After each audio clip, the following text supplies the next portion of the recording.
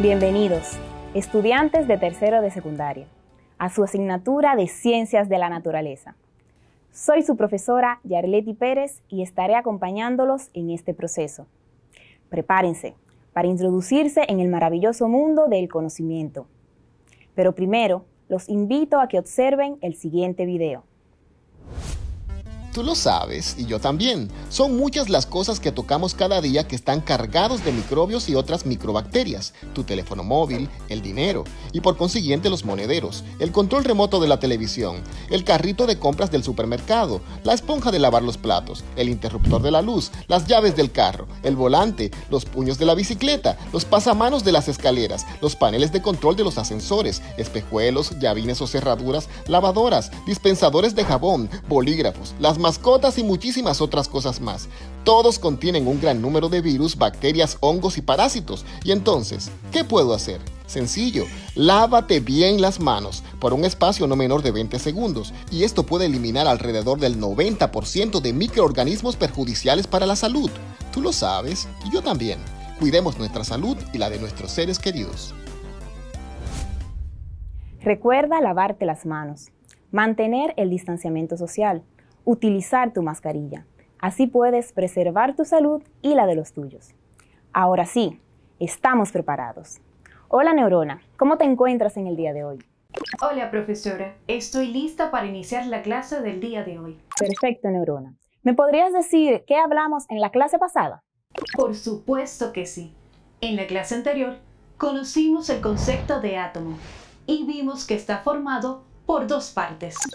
La primera es el núcleo, en donde se encuentran los protones y neutrones.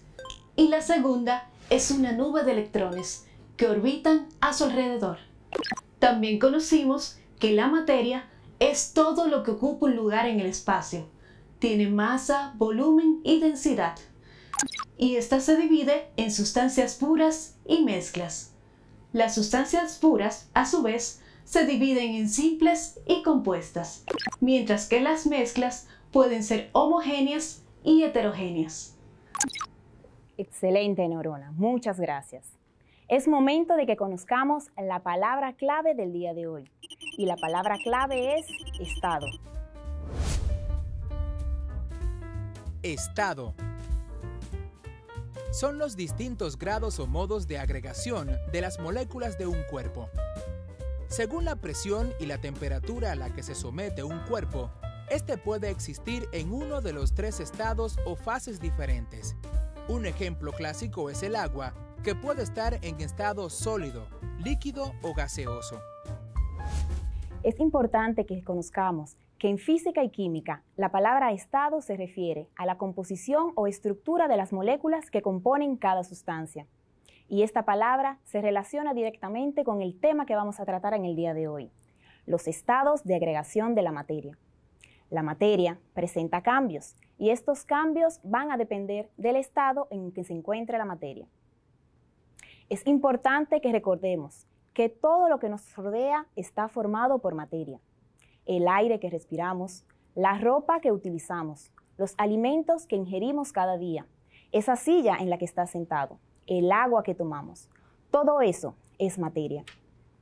En la corteza terrestre, la materia se va a presentar en tres estados físicos: sólidos, líquidos y gaseosos. Hay sustancias, como por ejemplo el agua, que puede presentarse en los tres estados. Por ejemplo, el agua en su estado sólido la podemos encontrar en forma de hielo, en los glaciares, los casquetes polares o los icebergs. También podemos encontrarlos en forma de nieve, en esas ciudades que presentan temperaturas muy altas. En su estado líquido, el agua la podemos encontrar en los océanos. Y por último, en su estado gaseoso, la podemos encontrar de una forma invisible en el aire dispersos en formas de vapor de agua. Te invito a que conozcas y veas cómo el agua puede presentarse en sus tres estados en la Tierra. ¿Cómo lo vas a hacer? Primero, saca del congelador 3 o 4 cubos de hielo. Colócalos en una superficie, un plato o un paire, y lo vas a exponer al sol. Luego de esto, en unos cuantos minutos vas a poder comprobar cómo ese hielo se transforma en líquido. Unos cuantos minutos después podrás ver o mejor dicho, el líquido desaparecerá en forma de vapor de agua. Cuando se producen cambios en la materia, podremos observar que su masa permanece constante, pero el volumen no. Por eso es importante que conozcamos el siguiente concepto que está en estrecha relación con este proceso, y es la densidad. La densidad de un cuerpo es la relación que existe entre su masa y el volumen que ocupa este cuerpo. La masa se refiere a la cantidad de materia que presenta un cuerpo y está en entera relación con el peso. Por su parte, el volumen se encarga de analizar el espacio que ocupa un cuerpo en sus tres dimensiones: anchura, altura y profundidad. La densidad es una magnitud que caracteriza a cada estado en los que se puede presentar la materia, y en el sistema internacional la podemos presentar como kilogramo sobre metros cúbicos. La materia presenta una serie de propiedades independientes que le van a permitir diferenciarse de una sustancia de la otra, como por ejemplo el color, la textura, el punto de fusión. Y estas propiedades serán independientes de la cantidad de materia que presente ese cuerpo. Por el contrario, otras tienen propiedades que serán dependientes de la cantidad de materia que presente ese cuerpo, como por ejemplo la masa y el volumen. ¿Vamos bien hasta aquí? Claro que sí, profesora. Le informo que ya tenemos preguntas vía redes sociales. Excelente, escuchémosla. Dominic Vargas desde Santiago nos pregunta: ¿cómo puedo identificar el estado en el que se encuentra una sustancia? Excelente pregunta, Dominic. Puedes identificarlo gracias a las propiedades independientes que presenta la materia. También, la teoría cinético-molecular, con tres postulados principales, nos ayuda a comprender cómo es el comportamiento de la materia en sus diferentes estados de agregación. Estos tres postulados dicen lo siguiente. La primera: la materia está formada por partículas, ya sean por átomos o moléculas poliatómicas. La segunda nos dice que estas partículas van a encontrarse en constante movimiento. Y la tercera nos dice que si aumentamos la temperatura de esta materia, esas partículas aumentarán su movimiento. Es decir, el movimiento de las partículas será mucho mayor. Ahora, te voy a decir cuáles son esas propiedades que se presentan de acuerdo a cada estado en que se presenta la materia. Por ejemplo, en el líquido. El estado líquido. Las partículas que conforman este tipo de materia presentan menor intensidad, lo que les permite tener una libertad en los movimientos circulares, de traslación y de vibración. Tienen la característica de que pueden ser fluidos y que las partículas van a moverse libremente entre ellas. Tienen la particularidad de que no presentan una forma definida, por lo que van a adquirir la forma del envase que lo contenga.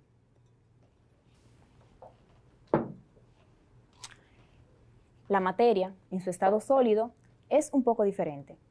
Las partículas van a estar en una interacción tan intensa que estas mismas van a estar muy juntas y unidas. Solamente tendrán la particularidad de que el movimiento va a ser de vibración. Esto le da la característica de que esta materia tenga una forma definida. También su volumen va a ser constante. Por su parte, la materia en estado gaseoso presenta total libertad de movimientos de rotación, traslación y vibración. Estas partículas presentarán una distancia mayor en comparación con las que presentan la materia en su estado sólido y líquido. Para responder nuevamente a la pregunta que me hizo Dominic, debes anotar las siguientes diferencias o características de cada uno de estos estados. El estado sólido. Las partículas que conforman este tipo de materia están muy unidas. En el estado líquido, las partículas van a estar dispersas y tendrán libertad de movimiento. En el estado gaseoso, las partículas van a tener total movimiento y van a ocupar todo el espacio del recipiente que lo contengan. Las partículas o la materia que se encuentra en el estado sólido tienen una forma definida. Las partículas o la materia que se encuentra en estado gaseoso y líquido van a adoptar la forma del recipiente que presenten. Por ejemplo, la materia en su estado sólido puede ser cristales, un libro, el escritorio, la pizarra, el televisor que utilizas. Si hablamos del estado líquido, nos referimos al agua, la leche, la miel, el vinagre, entre otros. Cuando hablamos del estado gaseoso, nos referimos al aire, el oxígeno, el nitrógeno, entre otros. ¿Tenemos alguna otra pregunta, Neurona? Así es, profesora. Luis Ángel Ramírez desde Asua nos envía la siguiente pregunta. ¿Un material puede cambiar de estado? Excelente pregunta, Luis Ángel. Claro que puede cambiar. Para eso, y para que puedas entender, necesito que prestes total atención. Para que una materia cambie de estado, es necesario que las condiciones del medio varíen. ¿Qué va a variar? La presión y la temperatura. La temperatura se encarga de medir el calor que presenta un cuerpo. Si aumentamos el calor de un cuerpo, se producirá un aumento de la temperatura del mismo. Ahora te voy a explicar cómo una materia en su estado gaseoso puede cambiar a líquido, del líquido a gas o viceversa, mediante los siguientes procesos físicos: fusión, solidificación, vaporización, condensación y sublimación. Atentos nuevamente. El paso del estado sólido al líquido se conoce como fusión. ¿Cómo se puede producir esto? Aumentando la temperatura de la materia. Cuando aumentamos la temperatura en un sólido, habrá un mayor movimiento de las partículas. Como por ejemplo, si sacamos un hielo del congelador, los ponemos a altas temperaturas, este va a pasar del estado sólido a convertirse en agua líquida. Otro proceso es la solidificación. Es el paso del estado líquido al estado sólido. Este se produce disminuyendo la temperatura de los líquidos, es decir, enfriándolos. Las características son las mismas que si nos referimos a la fusión, pero de manera inversa. Un ejemplo claro de esto es el paso contrario, cuando el líquido lo entramos en el congelador y este se transforma en hielo. Cuando nos referimos al proceso o cambio de la materia en su estado líquido a su estado gaseoso, nos estamos refiriendo a la vaporización. Este proceso se puede obtener si aumentamos la temperatura del líquido o disminuimos la presión de este. Un ejemplo claro de este proceso es los charcos de agua que se forman durante las lluvias se evaporan con el sol. Este proceso podemos obtenerlo mediante dos procesos más, la evaporación o la ebullición. Si deseamos cambiar el estado gaseoso a un estado líquido, este proceso se le denomina condensación. Este lo podemos obtener disminuyendo la temperatura de ese gas o aumentando la presión en él. Las nubes son el mejor ejemplo de la condensación. Las nubes se forman cuando el vapor de agua en el aire caliente sube y entra en contacto con el aire frío a altas temperaturas de la atmósfera. Interesante, ¿verdad? Por último, tenemos la sublimación. La sublimación tiene dos formas, progresiva y regresiva. La progresiva es el paso directo del estado sólido al estado gaseoso sin tener que pasar por el estado líquido. Por su parte, la regresiva es el paso contrario. Es el paso del estado gaseoso a convertirse en estado sólido sin tener que pasar por el estado líquido. Espero que hayas comprendido a la perfección cómo se producen los cambios en los estados de la materia. ¿Tenemos alguna otra pregunta, Neurona? No, profesora, no hay ninguna pregunta. Pues, ¿qué tal si vemos si realmente pudimos entender este tema con una pequeña actividad? Me parece genial. Excelente, Neurona. Te voy a presentar los siguientes enunciados. Me dirás en qué estado o proceso se encuentra el mismo. Perfecto. Perfecto. La primera nos dice, es el paso del estado líquido al estado sólido. Espere, estoy analizando. La respuesta correcta es solidificación. Excelente, neurona. Y si nos referimos al caso contrario, el paso del estado sólido al estado líquido, ¿cómo se le llama? Según lo que usted explicó, la respuesta correcta es la fusión. Muy bien, neurona. Refiriéndonos a los estados de la materia. Estos adoptan la forma del recipiente que los contiene. ¿A qué nos referimos? La materia en su estado líquido y gaseoso. Muy bien, neurona. La siguiente es el paso del estado líquido al estado gaseoso. ¿Cómo se llama? La respuesta correcta es vaporización. Excelente. Vamos con la última pregunta. Se caracteriza porque las fuerzas de unión se presentan con mayor intensidad y solo permiten que éstas presenten movimientos de vibración. ¿A qué nos referimos? Disculpe, ¿me lo puede volver a repetir, por favor? Claro que sí. Escucha con atención. Se caracteriza porque las fuerzas de unión se presentan con mayor intensidad y solo permite que estas partículas presenten movimientos de vibración. Espere, estoy analizando. La respuesta correcta es la materia en su estado sólido. Muy bien, neurona. Ahora necesito tu ayuda. Tengo unas palabras muy desordenadas y necesito saber a qué definición corresponden cada una. ¿Me ayudas? Me parece excelente. Las palabras son las siguientes: estado, sólido, líquido y gas, sublimación, materia, condensación y densidad. Te diré ahora cuáles son esos enunciados y me ayudarás a saber a qué definición corresponde. ¿Te parece? Me parece perfecto. La número 5 me dice: puede ser regresiva y progresiva. La respuesta correcta es sublimación. Gracias, neurona. La número 1 tengo: es todo lo que ocupa un lugar en el espacio. ¿A qué se refiere? La materia. Muy bien. Si decimos la número 2, magnitud que relaciona la masa y el volumen. Usted se refiere a la densidad. Excelente, neurona. Si tenemos la número 4, paso del estado gaseoso al estado líquido. ¿Cuál es la respuesta correcta? Condensación. Gracias, neurona. En este caso me queda la pregunta número 3. Estados que presenta la materia. ¿Cuál es? Estado sólido, líquido y gas. Excelente, neurona. Muchas gracias. Ahora te tengo un dato muy curioso. ¿Sabías que existe un cuarto estado de la materia? Pues sí, este es conocido como plasma.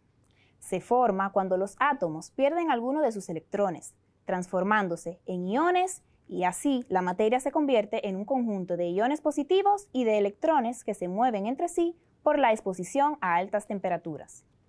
Aunque es poco conocido, es el estado más abundante, ya que se estima que el 99% de la materia del universo se encuentra en estado de plasma.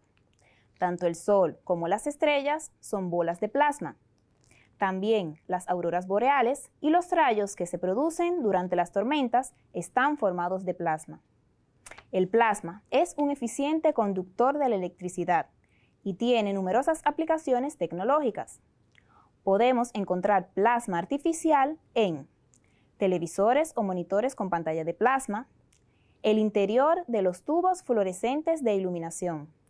También lo podemos encontrar en la materia expulsada por la propulsión de cohetes, en la región que rodea el escudo térmico de las naves espaciales cuando entra en contacto con la atmósfera.